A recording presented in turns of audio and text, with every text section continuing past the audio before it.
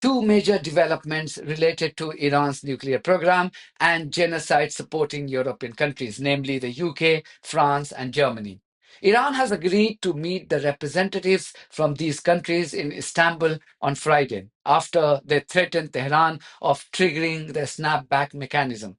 But before that, Iran will hold key talks with China and Russia in Tehran on Tuesday, which is literally in a few hours' time.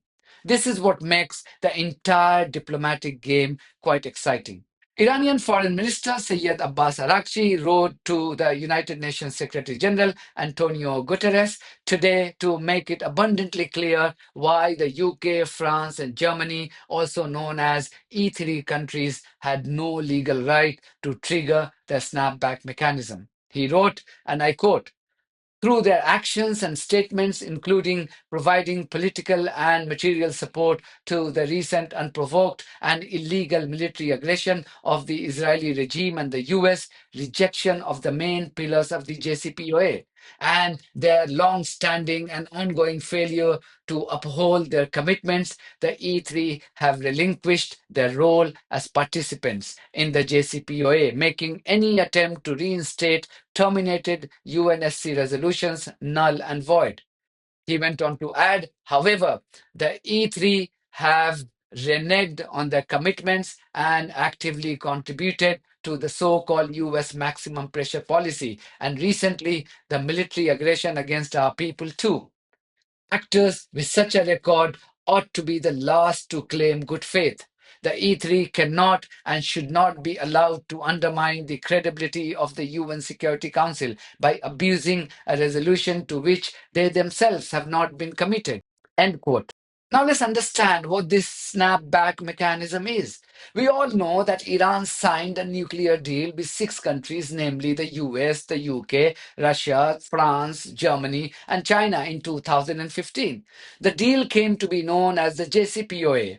The US walked out of the deal in 2018 during Donald Trump's first term as president.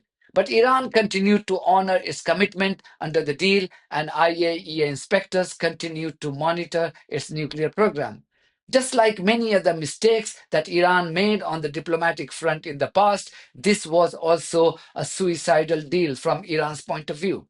Under the deal, all participating countries could trigger the snapback clause, which is a part of the UN Security Council Resolution 2231, which endorsed the JCPOA.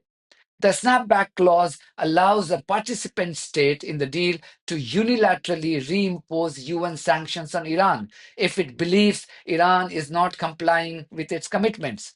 Iran agreed to this clause despite knowing that the US, the UK, France, and Germany could always blackmail the Islamic Republic using this clause. Once triggered, Iran could face even bigger sanctions from these European countries in the form of assets being frozen, travel ban on individuals, and inability to export and import weapons. Just how bad this deal was can be understood from the fact that even if Iran takes this issue to the United Nations Security Council, its supporters, China and Russia, wouldn't be able to use their veto power. Just how bad this deal was can be understood from the fact that even if Iran takes this issue to the United Nations Security Council, its supporters, China and Russia, wouldn't be able to use their veto power. As you can see from this flowchart on the screen, once these European countries decide to trigger the snapback mechanism against Iran, Iran would have just 30 days to get a new resolution passed in its favor from the UN Security Council against the demand for fresh sanctions. The US, the UK, and France would be able to veto this resolution. And even if one permanent member vetoes this resolution, Iran will have no option but to face fresh sanctions. Iran's argument is simple. These three countries, which refuse to condemn Israel and the US for launching illegal military attacks against Iran and targeting its nuclear facilities, have suddenly remembered the nuclear deal it signed with Iran. As soon as it emerged that Israeli terrorists and US military had failed to destroy Iranian nuclear program, rogue politicians from these countries swung into action to blackmail Iran with threats of reimposing sanctions. These countries have warned Iran that if it didn't agree for nuclear talks with these bullies by 31st of August, they would trigger the snapback mechanism. Simply put, this is a blackmailing tactic by these three countries to bully Iran into allowing IAEA inspectors to resume the inspection of its nuclear facilities, or shall I say, start spying for Israel once again. It's in this context that Iran's meeting with Russia and China in Tehran on Tuesday assumes huge significance. There are reports that these talks are being held to come up with a joint plan to outsmart the future moves of pro Israeli European countries.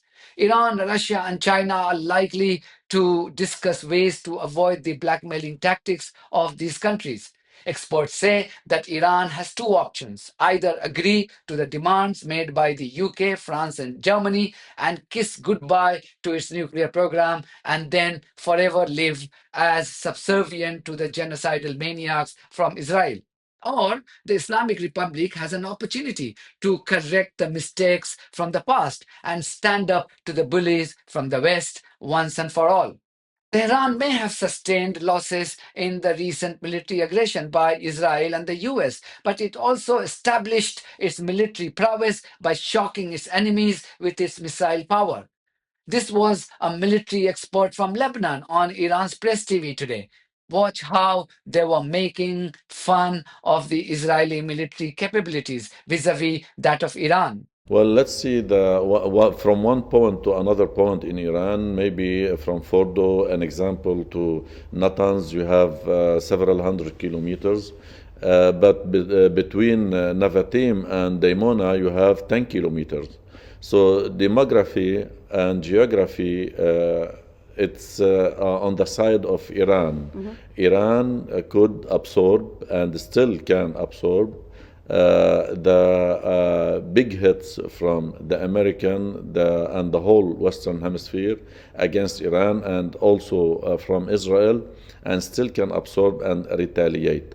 Imagine if Iran attacked Israel with 200 fighter jets into the whole area of the occupied territory. I think this 10 would be enough. Exactly, exactly. Israel will be demolished. Israel will be gone. So that's why Iranian has the upper hand in demography and in geography in a way of strategic behavior. And I think that the Iranian can still absorb and they can retaliate in case of any new aggression against the Islamic Republic of Iran. I think it will be disaster for Israel. What Iran should continue to ask is this: why must Iran be stopped from acquiring nuclear weapons, but Israel cannot?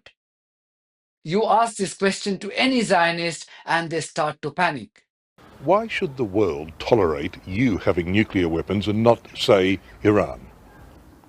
First, again, we never admitted to have such weapons. But the very comparison is, I must say, it's very insulting, and I tell you why.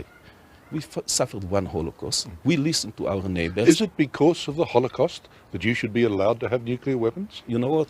This interview was finished now.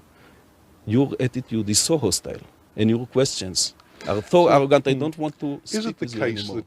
A lot would depend on the outcome of Iran's meeting with Russia and China. Iran may have agreed to meet representatives from the UK, France, and Germany in Istanbul, but it's extremely unlikely that it would surrender before them, as has been the case in the past. That's it from me. Thank you very much for your support of this platform and our journalism on buymeacoffee.com and Patreon. If you do think that our journalism is worth supporting, then you too should consider becoming part of it. Details are there in the description of this video. In the meantime, if you haven't subscribed to my channel, please do so, because that's one of the many ways you can support independent journalism. God bless you all.